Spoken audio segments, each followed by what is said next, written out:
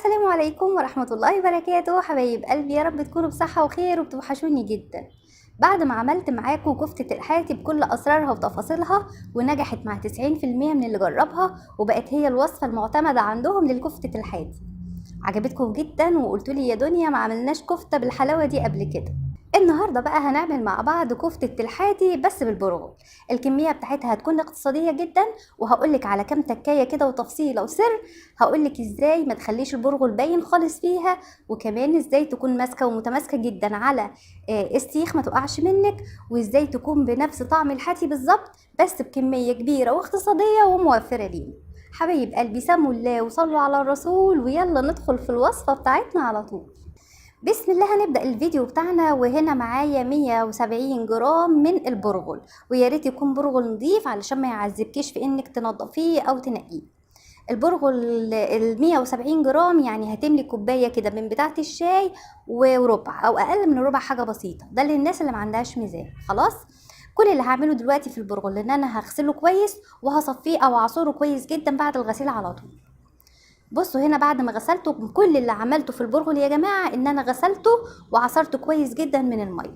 هسيبه كده بقى على جنب، وبعد كده تعالوا نشوف هنعمل مع بعض ايه. هنا معايا بصلتين متوسطتين كده، مش كبار قوي ولا صغيرين قوي، يعني هاتي بصل كده متوسط. ومعايا فص توم كبير، فص توم واحد بس وبصلتين. هبشرهم ناعم او اضربهم في الكبه ناعم جدا، وبعد كده تعالوا نشوف هنعمل مع بعض ايه. هنا بعد ما بشرت البصل او ضربته في الكبه، بصوا ناعم خالص ازاي، وبميته زي ما هو، ما تصفيهوش من الميه، انا عايزه الميه بتاعه البصل. طبق كده او بوله هنزل فيهم بالبصل اللي انا بشرته، وتبشريه ناعم وتسيبيه بالميه. وهنا معايا 100 جرام من الدهون بتاعه اللحمه، يعني الدهنه كده تبشريها او تضربيها في الكبه وتخليها ناعمه بالشكل ده. سواء بقى دهنه ليه خروف او دهنه عاديه مش هتفرق، بس طبعا لو دهنه ليه خروف هتكون احسن. وهنا البرغل اللي احنا غسلناه وصفناه مع بعض، بصوا بيكون مفلفل كده بالشكل ده، مبلول بس كده. بنزل بيه على المكونات اللي معايا في الطبق. ما تنقعيش البرغل، وده حاجة خطوة مهمة وتكة مهمة او اول سر من اسرار. بعد كده هنتبل بقى كل اللي معانا ده. معلقة صغيرة ممسوحة كده من الفلفل الاسود، معلقة كبيرة كده او معلقتين مليانين من البابريكا، يعني تحطي معلقة كبيرة كده مليانة من البابريكا او معلقتين صغيرين مليانين. وكمان تحطي معلقه ونص كده من الملح، وتبداي بقى تفركي كل المكونات اللي معاكي دي في الطبق كويس جدا. خطوه مهمه او تكه مهمه من تكات الكفته عشان تنجح، ان انت تفركي البصل مع البرغل مع كل الحاجات اللي موجوده معاكي في الطبق لحد ما تخليهم كلهم ممتزجين في بعض كويس. ولو ما قدرتيش تعملوهم بايدك، ممكن تاخديهم شويه بشويه كده في الكبه وتضربيهم لحد ما ينعموا. طبعا الميه بتاعه البصل هي اللي هتخلي البرغل يطرى معانا وينعم اكتر واكتر. انا هاخدهم اضربهم كده ضربه كمان في الكبه، وبعد كده نشوف هنعمل مع بعض ايه.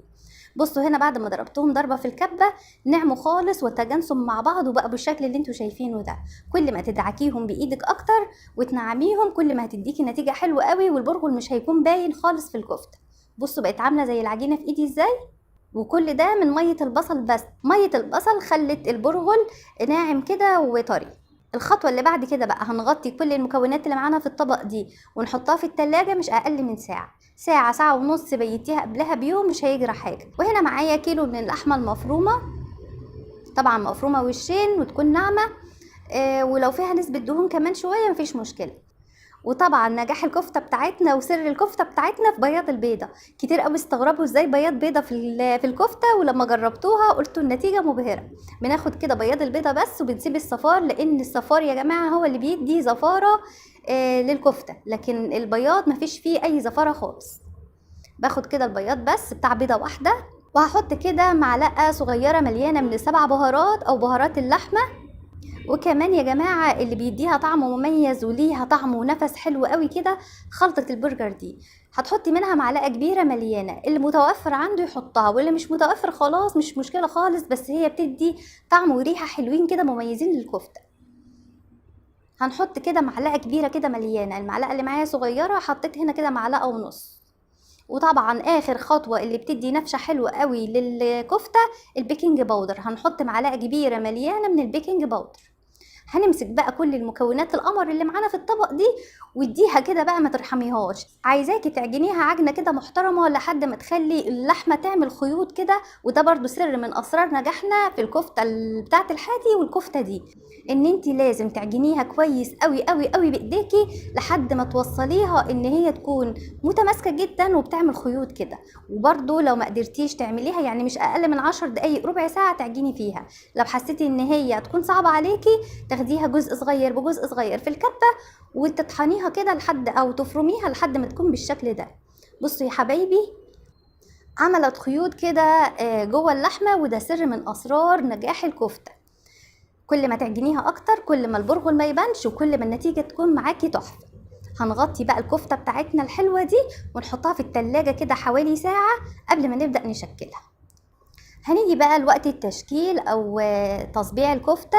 هنا جبت الصاجه بتاعه الفرن وغطيتها كده بورقه فويل علشان اي دهون تنزل من الكفته ما تعذبنيش في تنظيف الصاجه. وهنا طبعا الشبكه اللي موجوده في كل فرن.